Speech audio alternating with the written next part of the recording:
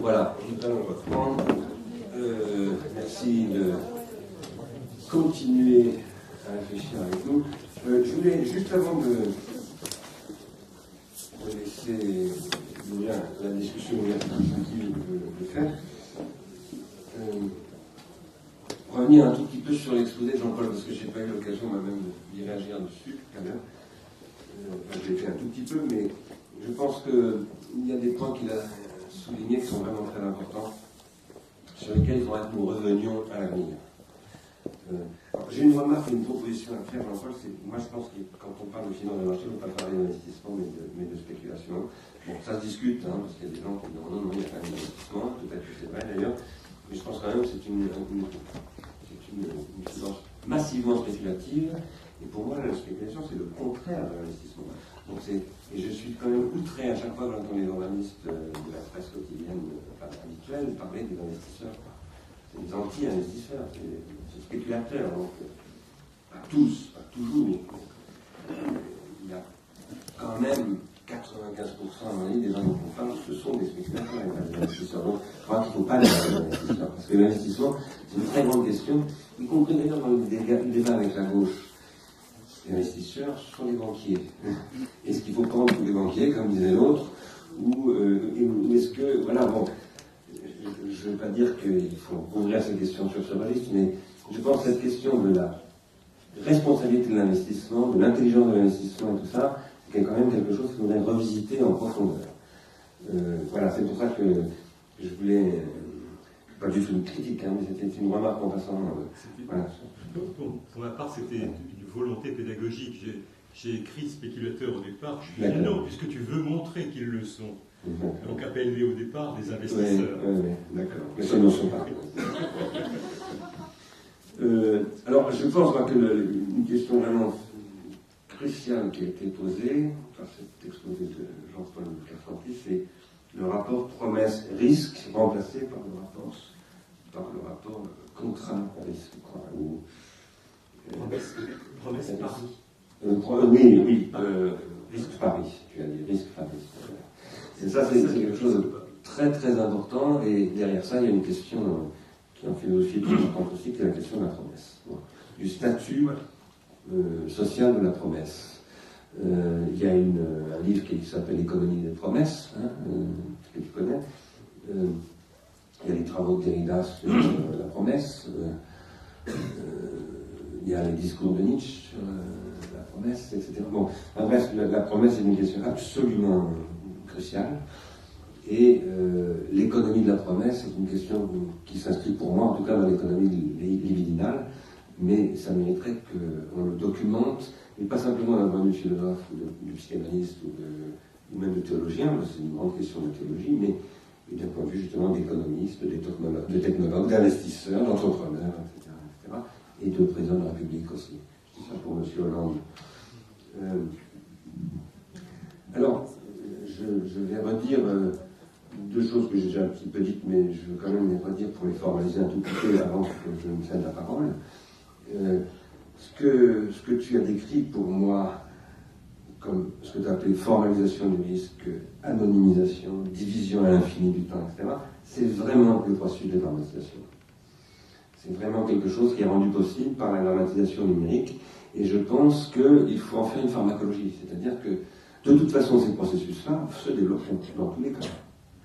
Et la question c'est de savoir comment ils se développent, c'est-à-dire dans quel type d'investissement précisément ils sont développés. Aujourd'hui, ils sont développés dans des modèles qui ne sont justement pas d'investissement, mais de spéculation. Parce que éliminer le risque, c'est de la spéculation. La spéculation, c'est l'élimination du risque. Quand je spécule sur le blé pendant la guerre de 14, je ne prends absolument aucun risque. Sauf éventuellement d'être pendu à la fin de la guerre. Bon. Mais sinon, je ne prends aucun risque. C'est gagner d'avance. Parce que je suis dans une position de non-réciprocité que j'exploite à fond et sans vergogne et sans limite. Derrière cette question-là, pour moi, il y a une question d'entropie et de méganthropie. Je sais, je le dis en passant, parce que je sais que c'est souvent pas très bien compris ce que je dis là, pour diverses raisons d'ailleurs. Beaucoup de gens dans le monde, les activistes qui nous suivent de près, en général, ils aiment dire industrialistes, ces gens-là, je parle et hackers, etc., un certain nombre d'entre eux, perçoivent dans le discours que je tiens sur l'entropie et l'entropie la version Shannon du problème, c'est-à-dire théorie de l'information. Mais c'est pas dans ce sens-là que je le prends, c'est dans un sens beaucoup plus englobant. Voilà. Quoi qu'il en soit, je crois qu'on a vraiment une question. La René Passé. À la René Passé, exactement. Avec qui tu as travaillé. Oui. Tout à fait. Voilà, ça c'était la deuxième chose que je voulais dire. La troisième chose, c'est, mais ça prolonge ce que je viens de dire, c'est derrière ce que j'appelais dramatisation à l'instant, et ce que tu décrivais tout à l'heure comme normalisation du risque, etc., il y a toute la question de la traçabilité. Parce qu'en réalité, ce sont les technologies de traçabilité qui sont en jeu ici. C'est la traçabilité généralisée, inscrite au cœur des systèmes financiers. Mais qui ne se joue pas que dans le système financier, et qui se connecte avec la traçabilité par le smartphone, par la traçabilité comportementale généralisée, la traçabilité des carcasses de bœuf, et même des pièces détachées, puisque aujourd'hui les pièces détachées sont taguées pour que les robots puissent les attraper sans se tromper. Et donc on est dans une traçabilité généralisée qui pose la question d'une économie globale de la traçabilité. Comment repenser une économie à l'époque de la traçabilité? C'est une question absolument cruciale, que d'ailleurs il faudrait investiguer à mon avis en mobilisant le chapitre sur l'automation dans la critique le fondement des critiques de l'économie politique de Marx, dans les Grundrisse. Et je pense que c'est très très important de revisiter ça dans cette optique-là que Marx avait entrouverte. Enfin, ce que je voulais dire, c'est que je dis ça, puis après je lancerai une petite alerte. Tu as parlé de capacitation, enfin, tu n'as pas employé le mot capacitation, mais tu as parlé des indicateurs, de l'IDH, etc. Ça, c'est un sujet dont on parle souvent, tu le sais bien, Arsène Israélis, et Franck Cormeret a fait des travaux vraiment importants sur ces questions. Et je pense que, bon, nous appelons ça la question de la capacitation, c'est-à-dire comment faire des indicateurs de capacitation, au sens Amartya Sen. Comment produire de la valeur sociétale et comment monétiser ou pas cette valeur sociétale. Est-ce que monétiser veut dire fiscaliser ou bien mettre sur le marché, etc. Tout ça sont des questions dont... Pardon, vous avez une question? Comment spéculer, exactement, ou comment empêcher la spéculation. Sachant qu'on ne peut jamais l'empêcher complètement, la spéculation, et donc c'est une tolérance que l'économie doit être capable d'absorber pour qu'elle ne soit pas complètement détruite. Voilà. Et tu as proposé très concrètement un travail franco-allemand. Moi, je trouve ça vraiment formidable. Et je pense qu'il faudrait que nous essayions de constituer un groupe avec des Allemands pour discuter de ça. Ça, alors là, je suis vraiment très très partant. Ça fait depuis très longtemps que je soutiens qu'il faut une discussion franco-allemande sur la question industrielle. Donc, c'est le moment. En plus, on parle beaucoup du modèle allemand en ce moment. Il y a plusieurs bouquins qui sont sortis, etc. Et effectivement, ce serait l'occasion... peut-être, enfin, pour nous, de prendre un peu pied avec toi sur ce registre. Je vais m'arrêter là pour vous laisser la parole, peut-être te la rendre si tu veux la prendre. Mais je voulais ajouter un point, puisqu'on a parlé du partenariat, de l'accord transatlantique. Voilà. Je pense qu'il faut d'abord ici dire que c'est un très mauvais accord qui est en train d'être discuté en ce moment.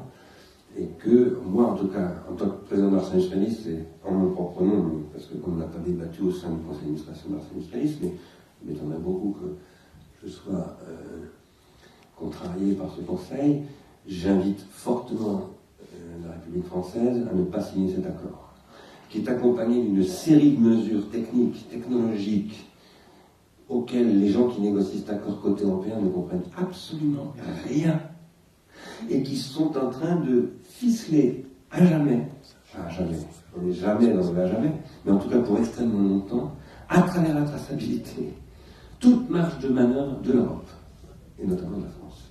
Donc il est extrêmement important d'alerter l'opinion publique, de dire attention, c'est extrêmement dangereux. Et je me souviens, et Caroline qui est ici présente s'en souvient bien mieux que moi, qu'en 1998, je ne sais plus quand exactement, il y a eu un accord multilatéral sur les investissements qui a été proposé, que Caroline a d'ailleurs trouvé à l'OCDE, et que Jospin a dénoncé. Après que Strauss-Kahn ait engagé des discussions, etc., finalement Jospin a arrêté la chose. Et ça, c'est la grandeur historique de Jospin d'avoir fait ça. Ce n'est pas la seule. Mais je pense qu'il est très important de dire au gouvernement actuel que c'est pas vrai qu'on ne peut pas reculer. C'est archi faux qu'on est ficelé. On peut prendre des décisions, mais évidemment, pour ça, il faut avoir une stratégie. Il faut venir suivre les réunions d'Ars Industrialis. La parole est à qui la veut.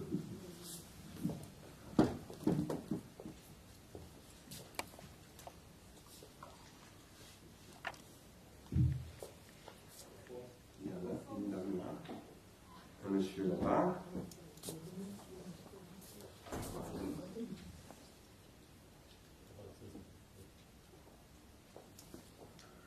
Là, juste à côté de toi. Il y a une dame qui est là. Juste là. Merci. Et je m'appelle Nicolas Dix. J'ai travaillé à la fois dans le monde social et la banque coopérative. Et donc, d'abord, je voudrais vous remercier parce que c'est extrêmement éclairant, motivant. Et je voudrais peut-être faire une proposition plus formuler une question. En fait, tout ce que vous évoquez, à un moment ou à un autre, pose aussi la question de ces formes d'organisation sociale que sont les coopératives, les associations, ces formes à gouvernance collective, notamment ce qui a été montré aussi côté du futur avec l'utilisation de ces imprimantes 3D, les Fab Labs, etc. Donc, je voulais simplement vous signaler, puisque vous disiez que peut-être vous pensiez travailler, aussi faire appel à des gens qui étaient spécialistes du travail, vous avez mentionné Supio, qu'il y a des gens du côté du monde de la coopération et de ces gouvernances collectives, associatives, etc., des gens qui sont aussi sur... voilà, ils sentent bien, en tout cas, je fais partie des gens qui sentent bien que ce que vous avez décrit, c'est en train de se passer, et que nos formes d'organisation qui ont été dominées depuis, dans les modes de représentation censées être performantes pour organiser l'industrie et l'économie, nos formes d'organisation ont été dominées, pas dominantes. Et que peut-être il y a une nouveauté, ou en tout cas un renouveau possible. Mais les organisations, et notamment les organisations mondiales qui s'intéressent à ces formes-là, ne nomment pas les questions que vous venez de poser. Voilà, il y a peut-être quelque chose qui peut se passer du côté de l'ONU, un leading group sur l'économie sociale et solidaire. Et il y a un papier qui a été fait, que je peux d'ailleurs peut-être évoquer auprès de l'un d'entre vous. Et justement, ces questions-là n'apparaissent pas du tout. Et pourtant, il me semble que c'est ça qui dessinera le futur. Et la dernière chose que je voudrais dire, c'est qu'au fond, comme d'ailleurs Coltis et Maryse, j'ai oublié moi aussi son nom, le montre, voilà, ça, le montre, des personnes comme F. Capello aussi le montrent bien, c'est-à-dire que les outils de gestion modélisent en fait ces formes d'organisation, et moi, je vois qu'au fond, on tue ces formes d'organisation collective en introduisant, en les obligeant à respecter toutes ces formes ces outils qui ont été conçus pour d'autres quêtes. Donc voilà, c'était peut-être ma question pourrait être, est-ce que vous partagez un peu ce que j'évoque là, et si il y avait des rapprochements possibles, il y a des personnes qui sont susceptibles de faire l'interface. Je vais répondre tout de suite parce que il se trouve qu'il y a à peu près un mois, j'ai participé avec Claude Alfandéry à une réunion du laboratoire de l'économie sociale et solidaire, je crois que ça s'appelle comme ça. Ouais, le labo de l'ESS. Je l'ai d'ailleurs invité, ainsi que tous les gens qui étaient là, à venir aujourd'hui. Je ne crois pas qu'ils soient venus, c'est bien dommage. En fait, nous avons régulièrement à Ars Industrialis des échanges avec différents acteurs, parce qu'il y a plusieurs types d'acteurs dans ce champ-là. Nous sommes convaincus, nous, que l'organisation coopérative et ce qu'on appelle l'économie sociale plus généralement, ça a évidemment à voir beaucoup avec ce dont nous parlons. Donc je suis confiant de ce que vous dites. Et en même temps, ce qu'on nous essayons de dire, c'était tout l'objet de la discussion. Je crois d'ailleurs que Claude Alfoneri l'a assez bien compris. Nous disons, l'économie sociale et solidaire, si elle ne se repense pas au niveau macroéconomique, aucun espoir de survie. Il lui arrive ce qui arrive énormément de coopératives agricoles, par exemple, qui deviennent des groupes, en fait, plus ou moins, soi-disant coopératifs. Alors, il y en a qui restent coopératifs, ça existe, mais c'est pas la majorité. Et en tout cas, ce qu'on appelle l'esprit coopératif est très largement détruit, quoi. Donc, ce que j'ai proposé, moi, dans ce séminaire, c'était que nous ayons une discours, parce que c'était un séminaire de retour d'expérience très passionnant, d'ailleurs, vraiment du terrain, avec des gens qui ont fait des choses formidables dans ces modèles. Mais en même temps, je leur ai dit, tout ça m'intéresse beaucoup, j'apprends beaucoup, on a vraiment à apprendre. Mais en même temps, il faudrait poser le problème macroéconomique. Comment repenser l'économie dans son ensemble, l'économie industrielle, et pas simplement les services, l'agriculture avec circuit court et tout ça, toutes ces choses-là, dans une telle perspective. Je crois qu'ils y ont été assez sensibles. Je pense que, effectivement, votre idée de dire constituer un groupe au sein de l'ONU autour de ce type de questions, c'est une vraie perspective. Et par ailleurs, je peux vous le dire, puisque c'est officiel, l'IRI a signé un accord avec l'Équateur. Mais c'est moi qui ai signé cet accord, je l'ai signé avec l'IRI et Ars Industrialis, parce que Ars Industrialis fait partie, si je puis dire, de l'accord. Et cet accord a pour but de développer un modèle qui s'appuie sur le développement académique, la recherche et la technologie. Un modèle d'économie sociale et solidaire de la connaissance. Enfin, ils appellent ça l'économie sociale de la connaissance, qui est en fait un modèle contributif. Enfin, voilà, c'est dans l'esprit de ce que nous appelons une économie contributive, une économie de contribution.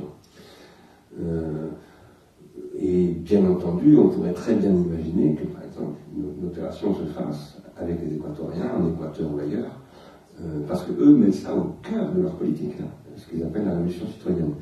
Et c'est très sérieux, c'est pas du folklore. Juste pour info, le leading group de l'Équateur, la France, le Luxembourg, le Maroc, tout ça est d'accord. Mais parlons-en. Parlons-en. Je sais que Arnaud, qui s'est pour lui passer, est parti avec le micro. Il est là. Parlons-en, et je pense que peut-être Arnaud pourra faire le contact, parce que c'est souvent lui qui commence. Oui, je vous remercie pour les interventions. Je ne suis pas certain d'avoir tout compris, mais c'est un peu la règle du jeu, et je trouve néanmoins l'ensemble très, très stimulant. Je pense que c'est souvent comme ça que ça marche. Je voulais poser une ou deux petites questions, remarques.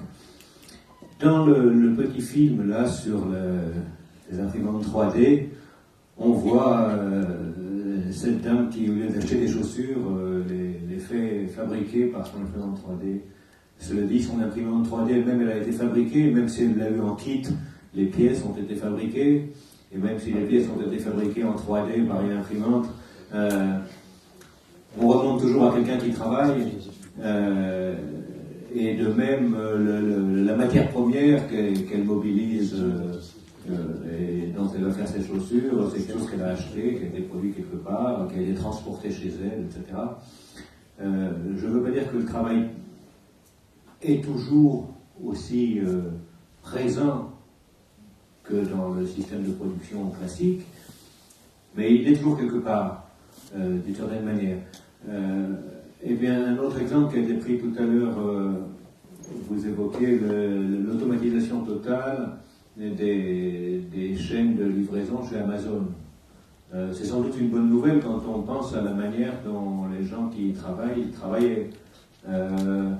C'est-à-dire qu'on a remplacé les robots de chair et d'os par des robots métalliques, et peut-être qu'à certains égards c'est une bonne nouvelle, même si, là encore, il y a quelque part du travail. Mais la proposition politique qui peut résulter de cette évanescence, de cette mise en perspective lointaine du travail, c'est sans doute quelque chose comme la réduction drastique du temps de travail. C'est-à-dire que si le travail ne doit pas disparaître corps et bien, son partage, c'est sortir des 35 heures pour arriver aux 30, 25, que sais-je. Et ce genre de proposition politique, je ne sais pas si elle entre dans le cadre des politiques fordo-keynésiennes possibles. Et plus précisément ou plus généralement, je ne crois pas qu'il reste une place pour de telles politiques. Je veux dire, par là, ça peut faire très très vieille gauche ce que je dis, mais on ne peut pas faire ça sans s'en prendre résolument au capital lui-même, à sa logique de fond. Sa logique de fond qui est l'exploitation du travail vivant. Et si le travail vivant tend à s'éloigner de la scène, eh bien, ou bien on jette des millions de gens sur le carreau, ou bien on fait autrement, et autrement, c'est autrement qu'avec le capital. Merci pour cette question. Tu veux dire quelque chose ou pas? Je peux répondre en partie. C'est bien la distinction sur le travail, c'est la distinction que je voulais faire entre travail et rémunération. C'est-à-dire qu'on est passé à des modèles où on crée de la valeur, donc il y a un travail, un savoir qui crée de la valeur et qui n'est pas rémunéré. Ça, très brillamment, le rapport Colin et Colin le décrivent, et je crois que c'est le document qui le décrit le mieux dans le numérique et sur Internet. Ce que j'ai essayé d'expliquer, c'est qu'avec ces nouvelles machines de production, d'ailleurs pas uniquement les imprimantes 3D, mais toute machine robotisée et qui est pilotée par un ordinateur et donc plus par un être humain directement, ou tellement indirectement qu'on ne retrouve l'être humain très très loin et qu'il est rémunéré dans d'autres fonctions que directement celles de production, on touche aussi au travail gratuit. Donc ce concept qui relevait du 19e siècle et du salariat qui liait travail et rémunération est en train de disparaître.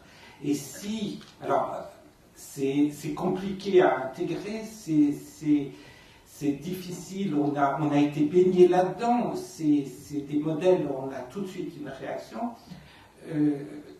Il faut arriver à rentrer, à concevoir que le futur monde ne sera pas comme celui-là. Donc ce n'est pas une question de repartager le travail d'une manière mécanique et de tous les endroits où ça était fait, ça n'a pas résolu le problème parce que le problème n'est pas là, et c'est ce qu'expliquait Bernard tout à l'heure. Le problème est un problème de salariat, de modèle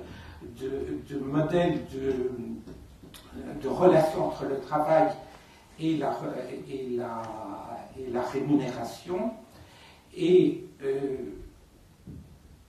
dans ce contexte-là, c'est un point d'affrontement fort. Alors vous le traduisez par capitalisme ou non-capitalisme.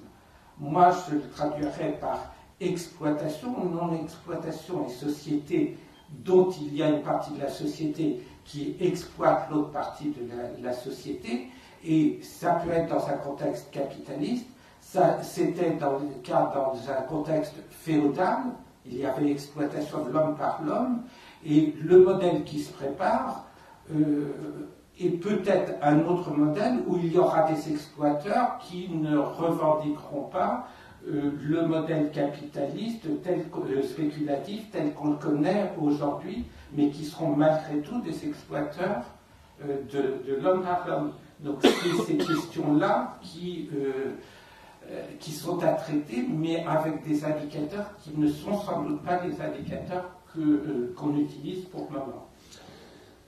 Je relis en ce moment des textes d'André Gors, qui a beaucoup inspiré, vous le savez bien, les mesures de réduction du temps de travail, Dominique Méda, qui elle-même récemment a à nouveau publié sur ces sujets, qui d'ailleurs vient de créer un laboratoire, de prendre la direction d'un laboratoire dans son université sur ces questions. Je ne pense pas qu'il faille poser les problèmes en termes de temps de travail. Parce que si on pose le problème en termes de temps de travail, on repose le problème en termes de, comme vient de le dire Olivier, de partage du temps de travail. Alors, la question n'est plus de se partager le temps de travail. Je ne dis pas que c'est une question qui ne se pose pas, c'est évidemment une question qui se pose. Mais la question, c'est-à-dire l'enjeu des années qui viennent n'est pas celui-là. Puisque de toute façon, ce temps de travail, le travail disponible va se réduire énormément. Et donc, on va proposer à des miséreux de se partager un bout de saucisson. Voilà, ça va se poser de plus en plus dans ces termes-là. La question, c'est un changement radical de paradigme. Je ne vous dis pas que j'ai le paradigme dans la tête, moi, aujourd'hui. Hein. Et en revanche, nous avons des hypothèses. Là encore, je vais citer Franck Corneret. On avait parlé, à un moment donné, il a fait il y a peut-être 4 ans ou 5 ans, un exposé où on avait ensemble parlé. On en avait parlé d'ailleurs à Nantes avec le territoire contributif dont Jean-Marc Ayrault était le maire, de revenu contributif. Qu'est-ce que j'appelle ainsi? On parle beaucoup du revenu minimum garanti ou du revenu d'existence ou toutes ces choses-là. Bon, j'ai toujours pris le parti de soutenir ces propositions-là, même si sur le fond je ne pensais pas extrêmement bien poser la chose. Je défends moi l'idée d'un revenu contributif et de budget d'investissement contributif qui soient des garanties de crédit public, qui sont des crédits qu'on fait à la population. Quand je dis des crédits, c'est qu'on lui fait confiance aussi. Faire crédit, c'est pas seulement d'aller de l'argent, c'est croire dans son capital de développement de ses capacités, d'investissement collectif, etc. Ce qui évidemment suppose de sortir du modèle ultra-individualiste, qui est d'ailleurs un leurre, parce que les gens ne sont pas du tout individualistes, ce sont des moutons. Mais il n'y a rien de plus individualiste qu'un mouton, cela dit. Hein, si vous... Mais la question est de véritablement changer la compréhension de ce que c'est que la valeur, l'investissement, le travail. Il faut redéfinir toutes ces catégories. Bien sûr que une imprimante 3D, quelqu'un a dû à un moment donné travailler dessus. Enfin, d'abord, les imprimantes 3D sont autoréplicantes, et alors c'est vrai que c'est un petit peu un mythe aussi, mais bon, néanmoins, c'est quand même la RedTrap, c'est comme ça qu'on l'appelle. Hein, c'est à cause de ça, hein, parce que c'est le modèle qu'on poursuit. Et puis d'autre part, de toute façon, la masse salariale mobilisée dans ce travail-là est microscopique dans un modèle comme celui-là, absolument microscopique. Donc c'est les aristocrates du truc, si vous voulez, ça devient les aristocrates du truc. Donc je ne pense pas que ce soit un argument, ça, du tout. Je crois qu'il faut reposer le problème du temps, non pas du travail. Enfin, voilà, oui, il faut reposer le problème du temps de travail, mais pas comme temps d'emploi, pas comme temps de rémunération. Et qu'il faut valoriser, je ne dirais pas monétiser, moi je dirais valoriser le travail sous toutes ses formes, notamment ce que Colin et Colin appellent le travail gratuit. Et il faut gratuit, et moi je traduis toujours par travail gracieux, c'est-à-dire qu'on le fait d'abord pour le plaisir de le faire. Mais il faut le rémunérer, de toute façon, d'une manière ou d'une autre, parce que c'est la seule possibilité pour que le système devienne rationnel. Hein. Donc, et rationnel au sens où rationnel, ça veut dire produire des raisons aussi. Hein. Les gens ont des raisons de faire les choses. Bon. Ça ne peut plus se penser sur le modèle du salariat. Ce n'est pas possible. Dans ce monde qui est en train d'apparaître, c'est une évidence. Ce n'est pas possible. Alors après, la question du capital. Vous disiez, vous avez bien entendu raison, en tout cas c'est ce que dit Marx, je tends à penser qu'il a raison. Marx dit le capitalisme fait de la plus-value sur le travail, pas sur les machines, etc. Et c'est à cause de ça qu'il y a une baisse entière du taux de profit, patati patata. J'ai défendu d'ailleurs dans un de mes livres cette analyse-là. Hein, donc. Mais le travail, c'est pas forcément un salariat. Et l'exploitation du travail gratuit, c'est une exploitation capitaliste du travail. Donc, c'est pas du tout, c'est pas parce qu'il n'y a plus de salaire et qu'il n'y a plus de. Il y a toujours du travail, il y a toujours une exploitation du travail. Donc, alors après, qu'on appelle capitaliste ou pas, bon, il y a aussi une exploitation du travail par le stalinisme. Hein, donc, voilà. Mais si nous avons fait référence à deux reprises à l'intermittence, c'est parce que, et c'est une chose que Arnaud de Lépine a toujours défendu depuis le début de l'art industrialiste, l'intermittence, c'est un modèle contributif du travail. Et ça, d'ailleurs, je vais faire une conférence dans quelques jours à la Bibliothèque de France sur les enjeux d'une politique culturelle aujourd'hui, et je vais plaider auprès des artistes pour défendre leur intermittence, non pas du tout de manière défensive, en disant ne touchez pas à nos trucs, mais en disant mais nous sommes l'avenir, c'est nous qui avons le modèle porteur. Et c'est une évidence. Hein. Même des gens au sein du MEDEF pensent ce genre de choses, pas forcément pour les mêmes raisons que moi, hein. Mais c'est véritablement ce qu'il faut être offensif sur ces questions aujourd'hui, très offensif. Et il ne faut pas se cacher derrière son petit doigt.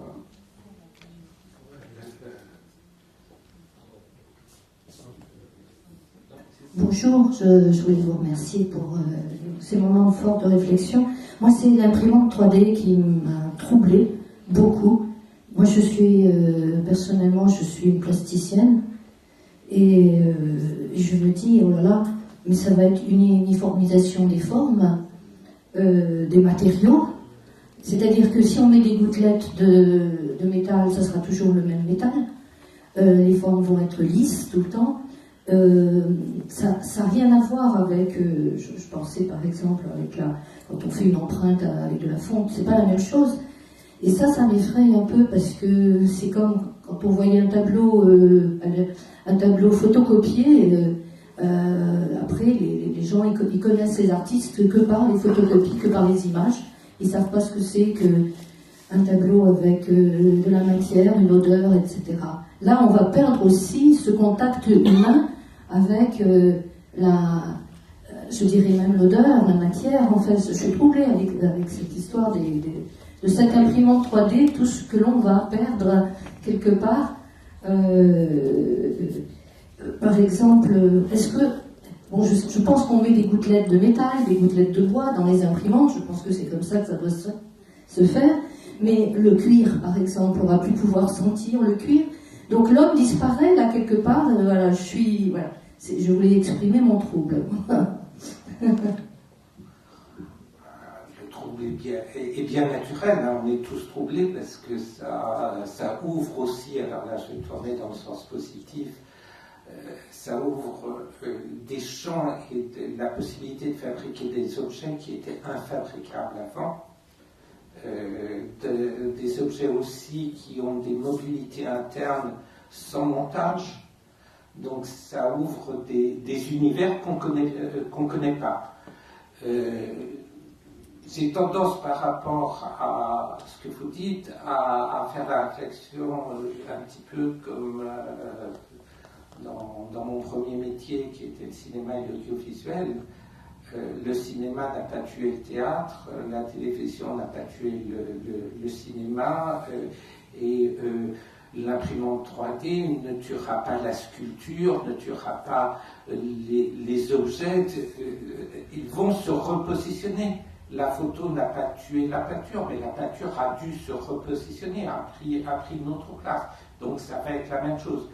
Au niveau des matières, alors le champ est immense. Il y a énormément d'entreprises qui travaillent à la création de ces matières. Il va y avoir des créations de matières. Jusqu'à présent, l'additive manufacturing avait été surtout utilisé pour faire des moules et donc repasser à une industrialisation classique par du coulage. Maintenant, l'additive manufacturing, qui est la création 3D, le nom marketing de l'additive manufacturing et le 3DP, 3D printing, va ouvrir la possibilité d'utiliser des matériaux composites. Et là aussi, c'est le meilleur et le pire. C'est-à-dire que ça fait des économies de matière parce qu'il y a moins de perte de matière, mais on voit bien que certains sont déjà en train de réfléchir à comment intégrer dans les matériaux des nanotechnologies. Donc à ouvrir à nous des champs totalement nouveaux sur le rôle des objets. On n'est même plus dans l'objet connecté, mais qu'est-ce que sera l'objet avec des nanotechnologies qui interviendront. J'arrive même pas à énoncer les possibles du domaine. Je ne sais pas si j'ai répondu. Il y a d'autres questions? Oui, je voulais rebondir là sur les éléments compétitifs. Comme ça. Voilà. Pardon. Et après Lionel, parce que je sais qu'il va partir. Il marche pas le micro. Si, il marche, mais... Ou alors il faut parler dedans, plus dedans. En fait, bon, moi j'ai fait ma carrière en société de service. On n'entend pas.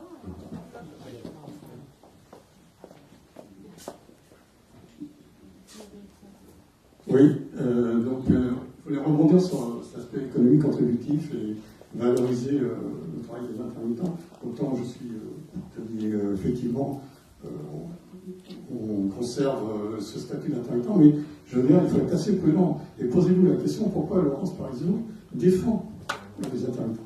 Moi, il se trouve que j'ai fait ma carrière en société de service, et je peux vous dire que dans les sociétés de services informatiques, entre autres, ils n'attendent que ça. Ça s'appelle travailler par projet. Bon, très clairement, vous avez un projet, ça se passe bien.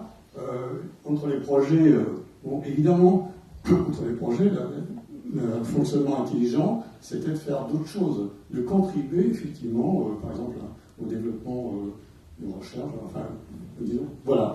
Et donc, il faut faire quand même, il faut être assez prudent là-dessus. Après, moi, je voudrais rebondir aussi sur le monsieur de Toulouse. Je pense qu'il a posé très clairement les choses. C'est-à-dire qu'il a dit la conception de l'entreprise. Et en fait, il a très clairement dit, est-ce que l'entreprise, c'est pour le profit des actionnaires, ou l'entreprise, c'est pour le bien commun. D'accord ? D'ailleurs, entre parenthèses, tout le milieu universitaire, etc., qui a passé quand même, qui a dévalorisé cette notion d'entreprise, bon, il y a un côté un peu scandaleux, justement, de la désaffection de l'entreprise. Et ça, je pense que, bon, je ne vais pas revenir sur la doctrine marxiste, mais bon, c'est très clairement l'appropriation des moyens de production, quoi. Je veux dire, donc ça, bon, je veux dire, quand on parle d'économie contributive, etc., d'une manière assez, je trouve un peu évanescente. Il y a quand même des positionnements politiques à avoir, sinon on ne peut pas avancer, on peut faire des choses, bon, mais ces choses-là de fond doivent être posées. Où sont-elles posées actuellement, enfin? Alors moi je suis bien d'accord avec vous, hein, ce que vous venez de désigner, là, l'ambiguïté est fondamentale. J'en ai un petit peu parlé dans une petite conférence que j'ai donnée dans un séminaire à l'Institut Mines Télécom sur ce que j'ai appelé la pharmacologie de la contribution. Là, typiquement, par exemple, le travail gratuit que décrivent Colin et Colin, c'est de l'économie contributive, et c'est une économie contributive ultra-prolétarisante. Donc, je ne défends pas le contributif pour lui-même, il y a des figures extrêmement aliénantes du contributif. Mais la question, c'est... je ne sais pas si je suis marxiste, mais en tout cas, je prends Marx au sérieux, si vous voulez. Et donc, je pense que l'industrie du XXIe siècle n'est pas celle du XIXe, qu'il est absolument fondamental d'en tenir compte, et que s'il y a de l'avenir pour le monde du travail, et pas simplement du salariat d'ailleurs, c'est dans une bonne compréhension de la dynamique qui se produit à travers les instruments de production. Sinon, c'est du blabla. Alors, l'intermittence que vous disiez sur les intentions, c'est bien pour ça que je l'ai dit, d'ailleurs, hein, je ne disais pas forcément avec de très bonnes intentions, peut-être par les autres, en tout cas, c'est pas certainement avec, pas forcément avec les mêmes. Je vous indique, vous le savez peut-être, quelques mots. Ça a beaucoup choqué, beaucoup, ça m'a fait personnellement quelques adversaires. J'ai dédié le premier livre d'Arsène Lupin à Laurence Parisot. C'était très enchanté du monde. Voilà.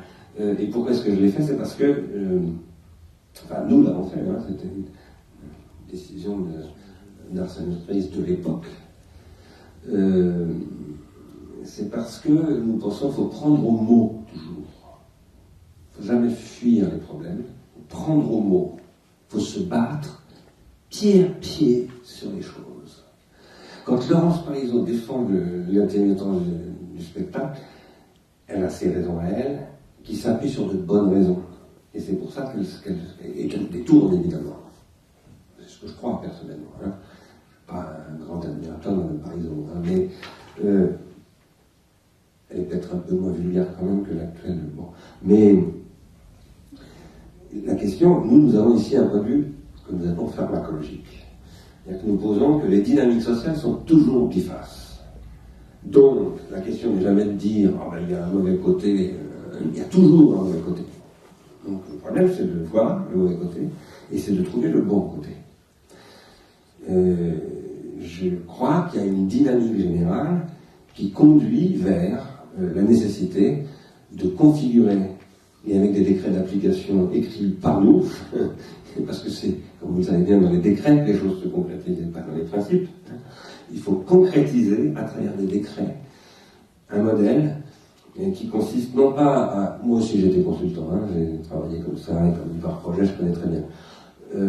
Non pas à généraliser ce truc-là qui a été décrit aussi par Boltanski et Chiapello il y a 15 ans, mais à revoir complètement les fondements généraux macroéconomiques et macropolitiques de la société. Poser comme un droit inaliénable, par exemple, que les gens ont le droit de développer leur capacité à travers un revenu contributif qu'il va pouvoir, qu'il faut définir, qui va pouvoir se développer dans un investissement contributif, qui va pouvoir augmenter, etc. Je ne dis pas que c'est la solution, moi c'est ce que je défends, hein. Et c'est ce qu'on avait en tête avec Cormeret, mais c'est pas du tout l'économie par projet.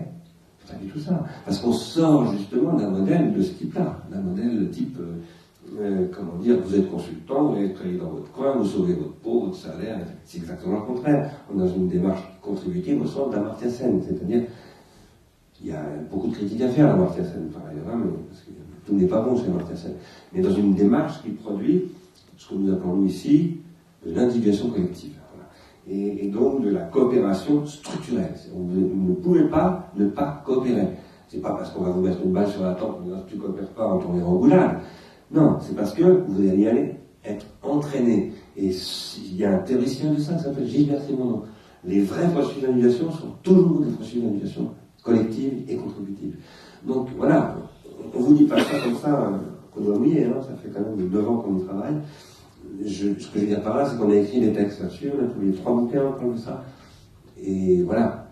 Je crois qu'il faut aussi se référer aux choses qu'on a un petit peu dites avant. Donc on est bien d'accord avec vous, mais on n'est pas amené au point de penser que ces problèmes que vous soulevez ne se posent pas, on les a déjà soulevés. Donc on est d'accord avec ce que vous dites, mais juste, il ne faut pas ce que l'appelait s'abriter derrière le petit droit tout à l'heure, c'est s'abriter derrière ce type d'argument pour se dire, bon bah finalement, on en reste là. Non, on ne peut pas rester là. Non, mais c'est la concrétisation de ce que vous dites. Parce que là, pour moi, ce que vous dites, c'est tout. Ce que vous dites, je ne peux qu'adhérer, mais ça reste. Si vous voulez, vous avez parlé tout à l'heure, vous avez répondu, il faut, aux gens de l'associatif coopérative, il faut aller dans la macroéconomie. Moi, je vous pose la question, c'est comment vous généralisez ça, par quel chemin vous faites? Parce que, si vous voulez, là, pour l'instant, bon, ça fait peut-être 9 ans, ça fait beaucoup 9 ans quand même, vous avez vitesse suivant les choses, vous allez à Google, etc., eux n'attendent pas. Donc, si vous voulez, c'est un peu ce problème-là. C'est pas moi qu'il faut le dire, c'est à Jean-Marc Ayrault et à François Hollande. Non, mais ça, d'accord.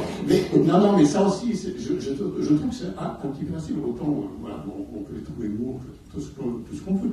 On peut reporter sur les politiques, on peut reporter sur qui que ce soit, mais en fait, le problème, c'est quand même d'être capable de montrer un chemin et de concrétiser les choses. Mais si vous voulez, pour moi, ça reste... On en est bien d'accord, mais par exemple, on a fait des travaux sur la fiscalité, on a fait une journée entière sur la fiscalité, pour dire qu'il faut redéfinir les critères de fiscalisation, tout comme on a d'ailleurs travaillé sur les indicateurs dont parlait tout à l'heure Jean-Paul. Enfin, on apporte des réponses, mais je ne vais pas vous les sortir là, je m'excuse, mais il y a 200 ou 300 heures de conférences là-dessus, mais je ne suis pas en train de remettre en question, parce que je pense qu'il y a des tas de rapports intelligents qui se font, il y a le Piketty, il y a plein de gens. Non, je ne suis pas sûr que ce soit très intelligent du Piketty, parce que précisément Piketty, toutes les questions dont je vous parle là, il les enterre. Donc il pose des problèmes de nouvelle rationalité de la fiscalité, c'est très très bien, mais les sujets dont on parle là, il n'en parle absolument pas. Donc, voilà, si vous voulez, je pense que vous avez tout à fait raison, mais allez quand même voir ce qu'on fait, parce que on n'a pas ici aujourd'hui déroulé toutes les choses que nous faisons.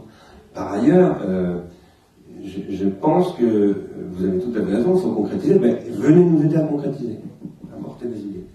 Donc, moi j'attends les mails positifs. Deux, trois remarques. La première, je pense par rapport au propos d'Olivier Landau, je pense que les conditions sociales et politiques de résistance, de créativité du corps social sont des choses qu'il ne faut pas sous-estimer. C'est qu'il y a des acteurs qui sont capables de se poser des questions, qui sont capables de les intégrer à des organisations collectives il y a des conditions qui n'y sont pas favorables. Je pense qu'on sous-estime le fait qu'il y a un affaiblissement des structures de pensée au sein des organisations structurées aujourd'hui, que sont les partis, les syndicats, les églises ou que sais-je, et que ce travail-là organique d'appropriation collective de savoir, de digestion de savoir, de détournement des savoirs, de réappropriation sociale et politique de ces savoirs-là, ce sont des années et des années d'incorporation dans des organisations.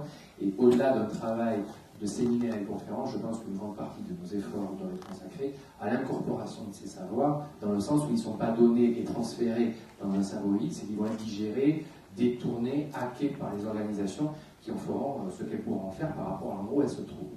Donc il y a un travail sociopolitique majeur à faire, et je sais qu'on discute avec les copains à la table, je pense que c'est un travail sur lequel on a du boulot. J'ai 3-4 commentaires, la première par rapport à la façon qu'on a de renvoyer des propositions qui nous paraissent issues d'un modèle ancien un peu à la poubelle. Il parlait monsieur de la diminution drastique du temps de travail, et je pense que ce n'est pas quelque chose qui est antagonique, contradictoire avec des révolutions épistémiques de l'économie, avec des visions macroéconomiques, avec des régimes de fiscalité différents. Je pense qu'il n'existe pas de contre-modèle à un modèle qui n'existe pas. Le modèle capitaliste, ce n'est pas un modèle. On vit dans une société où il y a une très grande variété des modèles économiques qui cohabitent. Il y a des régimes de non-profit, il y a des régimes de dons, de contre-dons, de circulation, de bénévolence, de malévolence, il y a des régimes de prédation, il y a des régimes de solidarité qui cohabitent en permanence. Il n'y a pas un modèle qui a vaincu dans l'histoire sur les autres. Ça n'existe pas. Et le modèle capitaliste, c'est celui qui nous préoccupe parce qu'on l'estime plus prédateur que les autres. Mais dans l'histoire, des régimes prédateurs, il y en a eu beaucoup et qui sont tous effondrés pour des raisons d'absence de considération des régimes, des conditions de la sphère de production. La batterie était vraiment en mauvais état au départ. Donc je pense dans la pensée qui est celle d'un industrialisme et les copains autour de la table, quand je dis que vous sous-estimez, je ne dis pas que vous ne l'intégrez pas. Je dis que dans votre énonciation, ça n'y est pas. Les conditions de la biosphère, les conditions matérielles de la biosphère de production, dans aucun de vos 3 propos, ça nie. Le rapport vivant, tu dis que c'est un travail que vous devez enclencher, mais il est épistémologiquement absolument fondamental. Le régime de pensée physique, économique aujourd'hui, c'est un régime qui a 2 siècles, il est fondé sur la pensée de la physique, qui n'intègre pas du tout les questions de coévolution, d'écosystème, de biosphère et de pensée du vivant, l'émergence, ex nihilo, qui est une pensée dans le vivant, qu'on n'a pas dans l'économie, etc., etc. Donc je pense que si un travail épistémique fondamental à faire, c'est d'incorporer dans nos propres propositions, y compris votre aux 3, la question du rapport aux 3 disciplines qui ont le plus bougé sur leur base épistémologique, que sont les sciences de l'évolution, les sciences du vivant et les sciences écologiques, qui sont les 3 qui ont, elles, beaucoup bougé en 30 balais. Alors que l'épistémologie de l'économie, c'est une vaste fumisterie. Ça fait 2 siècles que c'est fossilisé. Et les disciplines qui ont le plus évolué sur leur base épistémologique sont les sciences dures. La physique a énormément bougé en 50-70 ans. La biologie a énormément bougé. La chimie a énormément bougé. Les sciences humaines et sociales, c'est le désert.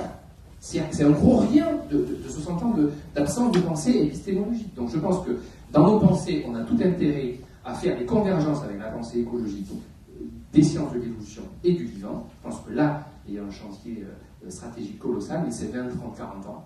Ce sont des générations de pensée qui vont se cumuler. On n'a pas beaucoup de capital de pensée cumulative là-dessus, il faut enclencher le travail. Le troisième élément de réflexion par rapport à ce que vous dites, et je l'avais déjà dit, mais vous m'avez invité à Beaubourg, c'est que, et Gus Massia qui est parti tout à l'heure se plaît à le dire, mais il a raison, on pense quand même le monde qui arrive avec les concepts d'avant. On a beau vouloir faire des révolutions épistémiques et conceptuelles, on a quand même beaucoup de mal à penser au-delà de soi-même. Donc de fait, on utilise des concepts qui sont ancrés dans le monde dont on vient, et on a beaucoup de difficultés à s'en départir, on a beaucoup de difficultés à désapprendre nos concepts, et on est englué là-dedans, et je pense que typiquement, le concept de pharmacon a des limites.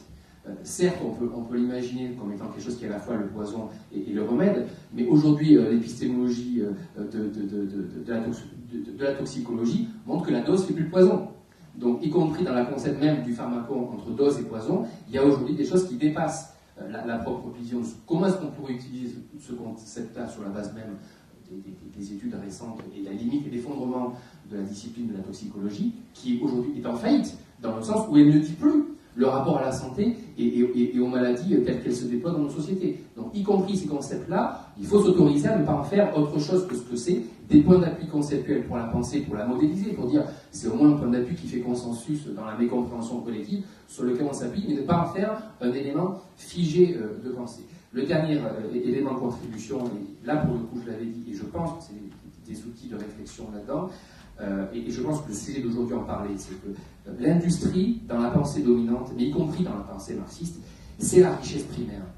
Et quand vous pensez à un mec, la haute fonction publique de la finance, ils vous disent tout le reste c'est super important, mais ce qui fonde toute la richesse de départ, à partir duquel toute la redistribution possible, c'est l'industrie. Et là, ça revient en masse ces 10 dernières années. Là, sincèrement, j'ai des gros doutes sur cette vision-là de la primauté de l'industrie comme étant la ressource de richesse primaire. Et je confère aux travaux de Jacques Weber qui a essayé de réconcilier les éléments de macroéconomique, de fiscalité par rapport au régime de biosphère de production possible. Pour l'instant, on est super solidaire entre les êtres humains parce qu'on taxe et on fiscalise le travail et l'industrie et le capital manufacturier. C'est là-dessus qu'on fonde les régimes de chômage, de solidarité, de retraite, etc.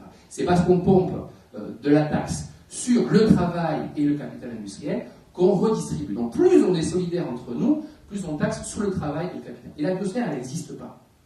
Elle n'existe pas dans nos modèles de solidarité intra-humaine. Or, ce que propose Jacques Weber, c'est ce qu'il appelle le basculement des régulations, que je trouve un élément conceptuel, il ne faut pas le prendre non plus comme étant le modèle parfait. Mais dans l'équation, comme le vivant, la biosphère n'existe pas, et qu'on voudrait bien les réintégrer, on aimerait bien avoir un régime de production qui régénère de la biosphère. Il faudrait voir si une industrie régénératrice des écosystèmes est possible. Cette question-là, aucun de vous ne l'a abordée, alors qu'elle est, à mon avis, assez essentielle dans notre propre vision du futur désirable et de l'éthos du futur possible. Si on doit libérer le travail en période de chômage de masse, ça signifie que fonder notre régime de solidarité entre nous sur une forte taxe sur le travail est une aberration. On doit libérer le travail dans le sens où fonder la solidarité sur quelque chose qui est trop rare parce qu'elle coûte trop cher est une aberration, je dirais, logique. Bon. Si on doit en revanche économiser les ressources de la biosphère et régénérer les ressources de la biosphère, donc l'économiser à tous les sens du terme, ça signifie qu'on doit concevoir un modèle, y compris industriel, y compris le travail, où on sera d'autant plus solidaire entre nous, on arrivera d'autant plus à générer des ressources, alors monétaires ou pas, là pour le coup, il faut qu'on en discute, permettant à des non-productifs, des éventuels chômeurs, des malades, des handicapés, des retraités, des jeunes, qui ne sont pas dans l'appareil productif au sens classique du terme, de vivre, si on peut taxer fortement, très fortement, massivement les ressources sur lesquelles toute production, ressources de la biosphère, sur lesquelles toute production est possible. On revient que là, on rééquilibre l'écosystème, c'est que alors qu'on doit libérer le travail en période de chômage de masse, il faut donc fortement diminuer la fiscalité et le régime de taxation sur le travail et l'appareil industriel, en basculant donc un régime fiscal constant, prenant cette logique au moins chez les ultralibéraux avec lequel on pourrait éventuellement composer, prenons à fiscalité constante ça, fiscalisons massivement les ressources naturelles sur lesquelles toute production, y compris industrielle, est possible, en libérant les taxes aujourd'hui opérantes qui permettent les solidarités intra-humaines qui sont aujourd'hui exclusivement celles du travail et de l'appareil industriel. Et ça, ce concept-là, il vient des économistes du vivant. Il ne vient pas des économistes qui pensent l'innovation technique, etc. Parce que ces mecs-là sont dans un autre monde. Ils n'ont pas lu les avancées de la recherche dans le vivant, dans la biosphère ou dans l'existence de l'évolution. Et les économistes du vivant, dont Jacques Weber, Robert Barbeau et plein d'autres, une école française extrêmement structurée en France, relais passé qu'elle avait été, avec une autre tradition un peu plus physiciste, mais qui s'est vraiment très très dirigée vers les sciences de l'écologie, a été un des contributeurs. Je pense que là, il y a un chantier intellectuel et programmatique, il y a performatique dans le social et le politique. Parce que pour le coup, une partie de ce qu'on rencontre là, je pense que c'était aussi peut-être une intention de ce que disait monsieur, est absolument inaudible dans le monde syndical et politique. Parce que le premier mec qui sort ça dans son appareil, il est mort. Il est mort. Dans les conditions sociales et politiques pour avancer de l'innovation forte là-dessus, elles doivent être prises en considération dans des espaces comme Ars Industrialis et l'IRI, au-delà de l'enjeu dont vous êtes même porteur depuis 10 ans. Et on a beaucoup à s'inspirer de ce que vous faites, y compris dans ce que Bernard reconnaît dans ses propos réguliers depuis ces derniers mois, y compris les zones aveugles de votre pensée. que vous êtes un des rares espaces collectifs à reconnaître comme étant un point d'appui vers ce vers quoi il faut aller. Donc, on doit tenir compte que votre méthode est une méthode scientifique, il y a du doute, il y a l'imperfection, il y a des complétudes, et vous le reconnaissez. Donc c'est un point d'appui social et politique qu'on voit très très très peu ailleurs. D'où le fait que des gars comme moi qui ne sont pas du tout dans la production intellectuelle ou scientifique se reconnaissons de votre aventure collective. Mais je pense qu'on sous-estime, et je boucle là-dessus, on sous-estime vraiment grandement le travail, pas conviction au sens où vous l'avez dit tout à l'heure, mais le travail intellectuel, affectif, de l'éthos collectif, du désir à travailler ensemble pour co-construire un objet commun, qui n'est pas celui que du monde intellectuel, mais qui est celui de l'espace social et politique. On le sous-estime ce mot-là, parce que pour me le coltiner depuis quelques 20-25 ans, je vois que les transitions de changement dans le monde du travail, à moins de 15, 20, 25 ans, c'est pas accessible, c'est pas possible. Les mecs, on est englués dans des traditions, dans des trajectoires professionnelles, et nous en faire sortir, c'est pas atteignable en dessous de 20, 25, 30 ans. Donc, le rapport au temps, c'est aussi un rapport politique au temps, dans le fait qu'on peut envisager les 50, les 100, les 150 ans à venir, en intégrant aussi l'histoire, les travaux récents de l'histoire de l'énergie qui montrent qu'on ne substitue pas un régime énergétique à l'autre. Ils se cumulent, c'est des strates cumulatives, et on n'enlèvera pas le nucléaire, on n'enlèvera pas l'hydrocarbure, on n'enlèvera pas le bois, l'éolien, ce sont des strates qui se cumulent les unes aux autres, et de la même manière, il y a des sédiments, des couches sédimentaires dans le social et dans le politique, desquelles on ne pourra pas sortir. Donc l'idée d'un contre-modèle vertueux dans lequel on pourrait y mettre un tout, moi c'est un truc qui m'effraie, et je pense que le monde ne fonctionne pas comme ça, il fonctionne en agencement perpétuel, en essai, en erreur, et ça, c'est de l'aventure humaine avec laquelle on peut vivre, parce qu'il n'y en a pas un qui aura raison sur les autres. Merci pour cette riche intervention. On avait déjà un petit peu discuté de ces questions-là en tête-à-tête une fois. Je ne vais pas y répondre, hein, mais je voudrais juste dire un mot quand même, tout petit peu plus qu'un mot.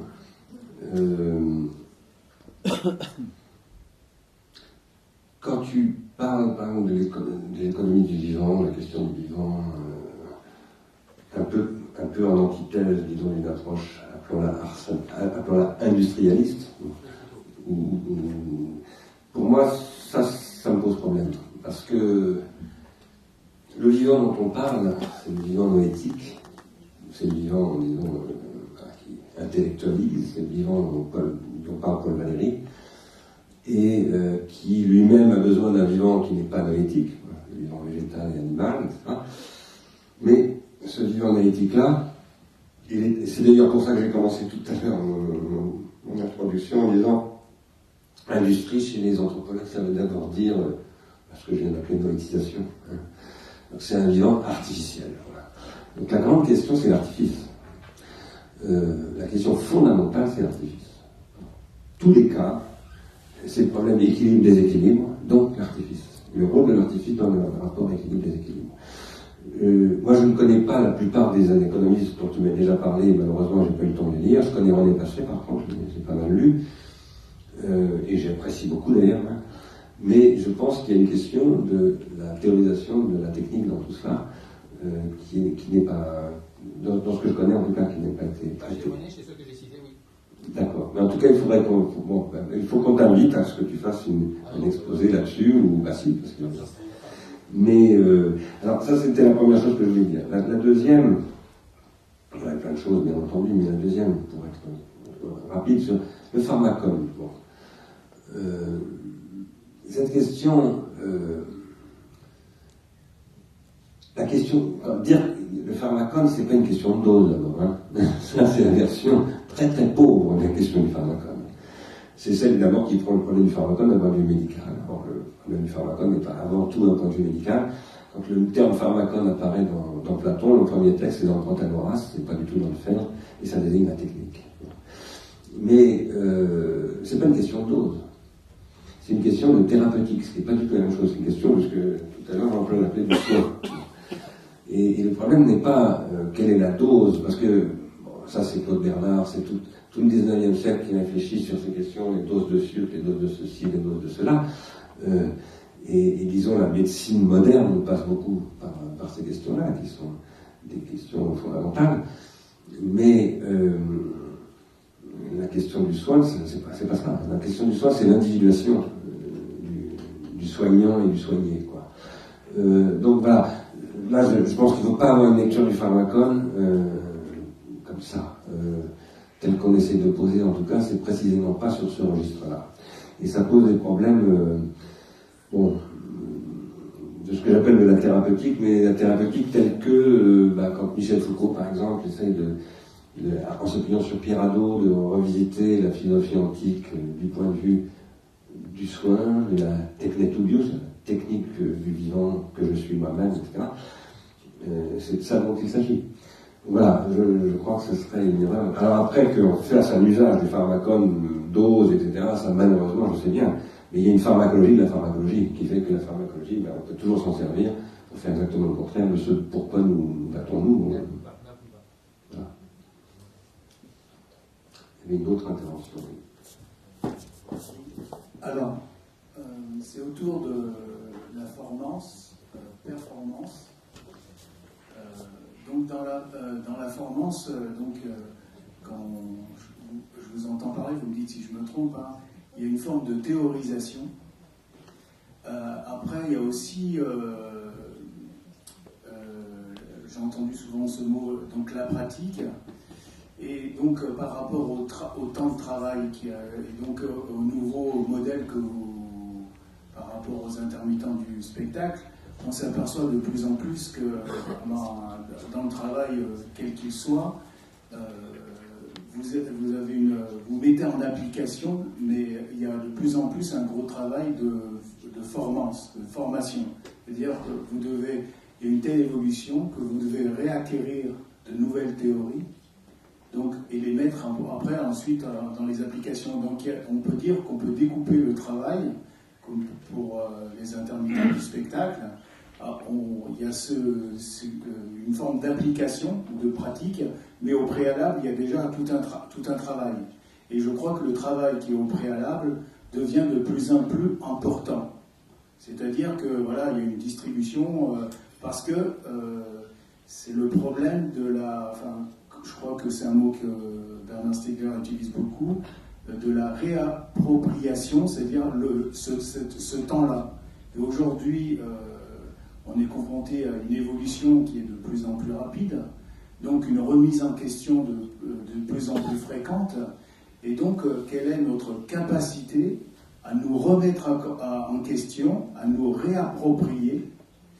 Et donc après, on s'aperçoit, si on regarde un peu autour de soi, quand on se promène dans les rues, on voit des SDF, si on se promène dans les pays du tiers-monde, que c'est un système d'exclusion. Donc comment on fait pour réintégrer ceux qui sont exclus ?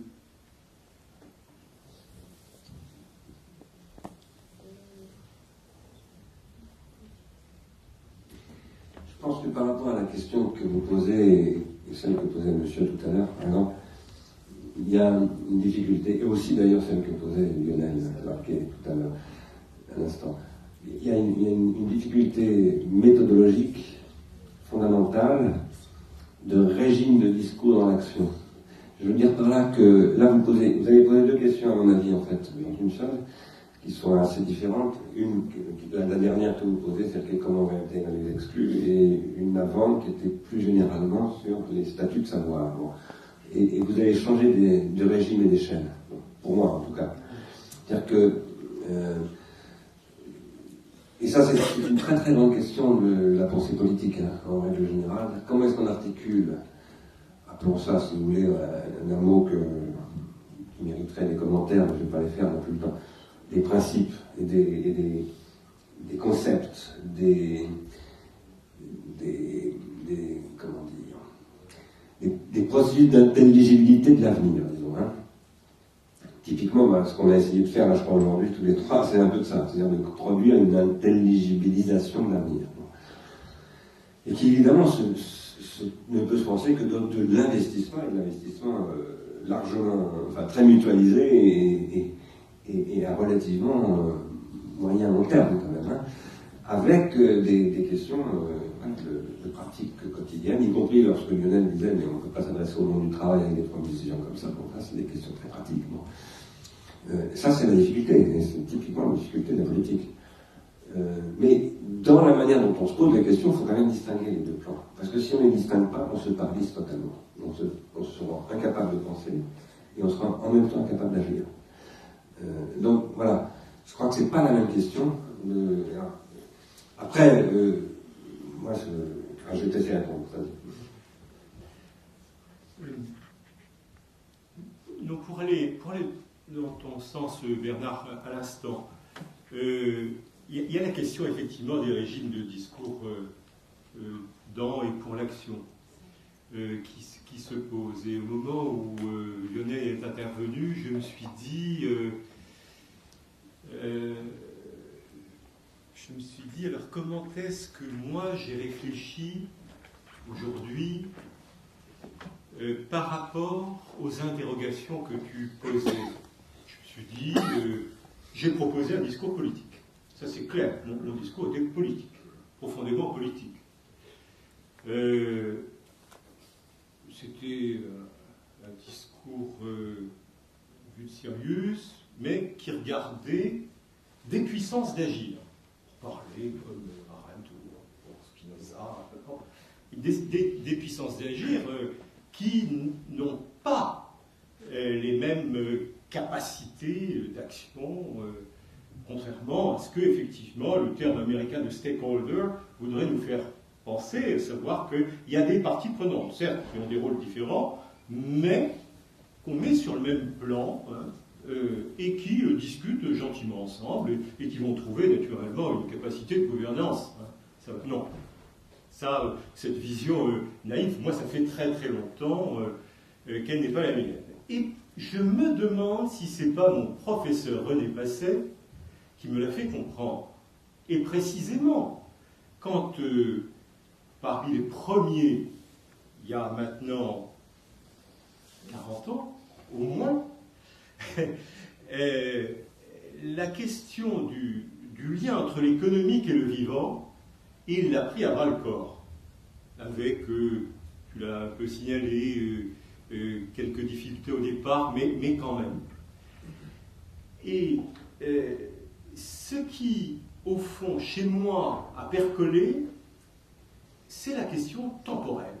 C'est-à-dire, peut-être pour ça d'ailleurs que Bernard Stiegler m'a intéressé assez vite, parce que la question du temps l'intéresse particulièrement. Moi, c'est vrai que je m'intéresse beaucoup à tout ce qu'il dit et ce qu'il écrit. Je suis membre d'Ars Industrialis, et je vois la question temporelle d'une façon complémentaire, pas différente, mais complémentaire.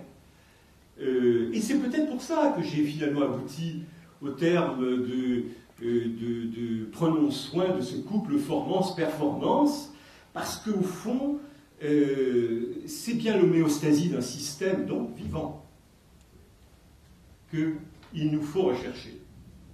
Et il ne t'aura pas échappé, Lionel, que l'exemple, peut-être parce que c'est le plus illustrant, mais pas unique, que j'ai pris, c'est celui qui maintenant est dans nos esprits extrêmement proche. Hein, voilà, 363 jours en 1970 pour que la planète puisse être en situation de formance, de régénération.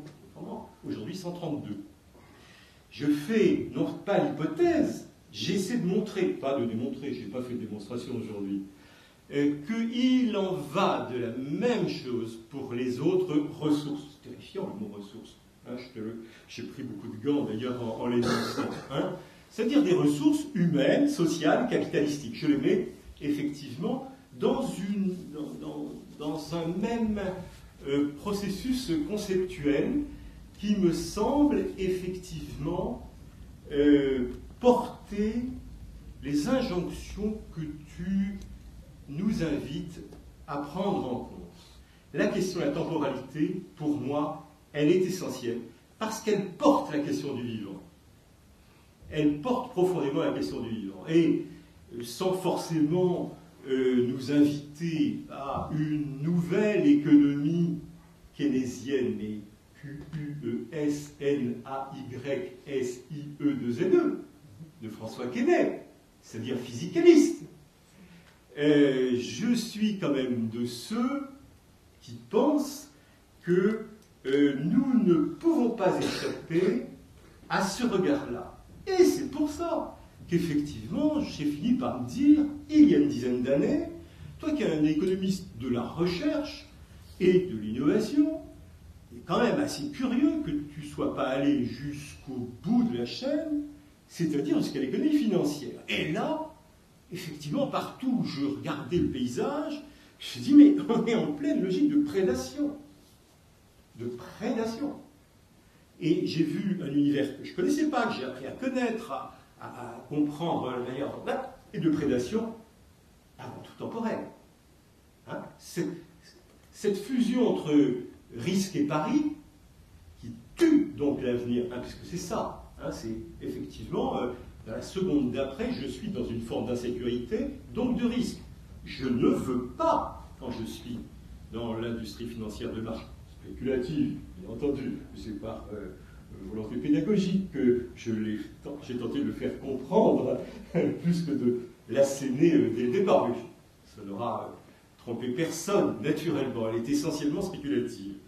La question pour l'industrie financière de marché, c'est bien d'échapper en totalité à la question de l'avenir, à la question du temps, puisque c'est l'insécurité, et que la recherche de l'industrie financière des marchés, c'est la sécurité totale. Donc ce principe de précaution totale. Et donc j'ai pris volontairement, alors je pense que je suis moi-même le produit, j'allais dire, d'une telle réflexion. Et que, au fond, je me suis dit qu'un discours pour l'action devait prendre en compte ces logiques de prédation qui finissaient effectivement par permettre les raisonnements que tu appelles de tes voeux. Donc, si tu veux, c'est une forme de moment heuristique dans ma propre pensée, mais que j'ai réfléchi en politiste plus qu'en économiste. C'est-à-dire, je pense que c'est par là qu'il faut prendre la question que tu as évoquée, mais je m'arrête là parce que je pense qu'il est trop tard. Mais c'était un écho à ton propos. Merci à vous tous, merci pour cette discussion très intéressante, vraiment, tout le temps. Et merci à Dominique et à Arnaud, qui était aussi à l'initiative de tout cela, à la régie, et à bientôt.